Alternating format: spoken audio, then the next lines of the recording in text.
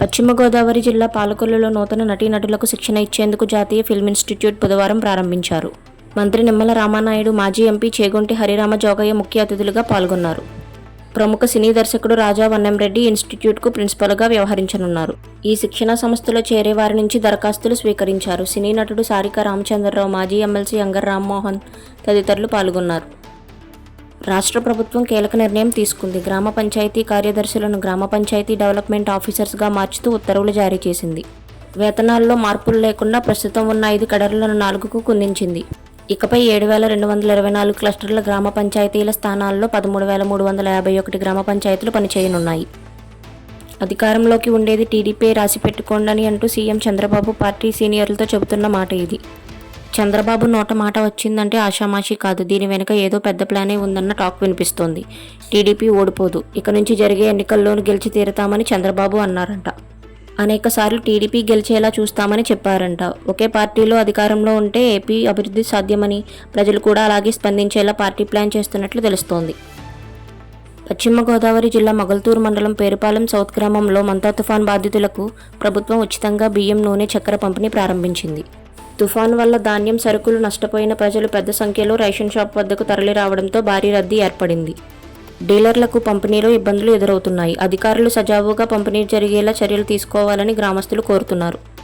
ముఖ్యమంత్రి చంద్రబాబు గారి సతీమణి నారా భువనేశ్వరి గారు ప్రతిష్టాత్మక డిస్టింగ్విష్ ఫెలోషిప్ అవార్డు అందుకున్నారు.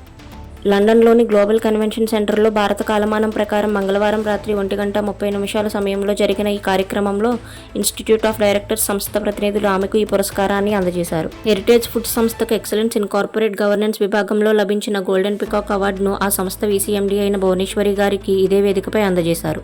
ముఖ్యమంత్రి చంద్రబాబు ఈ కార్యక్రమంలో ప్రత్యేక అతిథిగా పాల్గొని ప్రసంగించారు.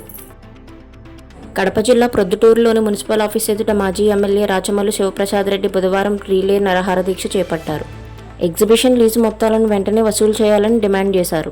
వేలంలో ఎగ్జిబిషన్ టెండర్దారుల నుంచి ₹1 కోటి బకాయిలను వసూలు చేయడంలో అధికారులు విఫలమయ్యారని ఆగ్రహం వ్యక్తం చేశారు. మున్సిపల్ ఖజానాకు బకాయిలు వసూలయ్యే వరకు పోరాటం కొనసాగిస్తానన్నారు. భీమవరం బసులమూడిలోని శ్రీ మావుల్లమ్మ అమ్మవారికి బుధవారం వెండితో త్రిశూలంతో కూడిన హస్తాన్ని అందించారు. మాజీ కౌన్సిలర్ పెన్మేత శ్రీ లక్ష్మీ శ్రీధర్ దంపతులు సుమారు 55,000 విలువైన ఈ హస్తాన్ని రాజ్యసభ మాజీ సభ్యురాలు తోట సీతారామలక్ష్మి చేతుల మీదుగా దేవస్థానానికి అందజేశారు. ఆలయ అర్చకులు ప్రత్యేక పూజలు నిర్వహించి అమ్మవారికి అలంకరణ చేశారు. ఈ సందర్భంగా అధిక సంఖ్యలో భక్తులు అమ్మవారిని దర్శించుకున్నారు.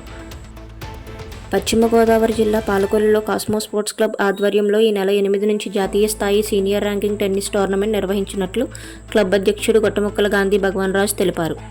బుధవారం నిర్వహించిన మీడియా సమావేశంలో ఆయన మాట్లాడుతూ, జాతీయ స్థాయిలో ప్రతిష్టాత్మకంగా నిర్వహిస్తున్న ఈ టోర్నీలో వివిధ రాష్ట్రాల నుంచి 200 మందికి పైగా క్రీడాకారులు పాల్గొంటున్నారని తెలిపారు.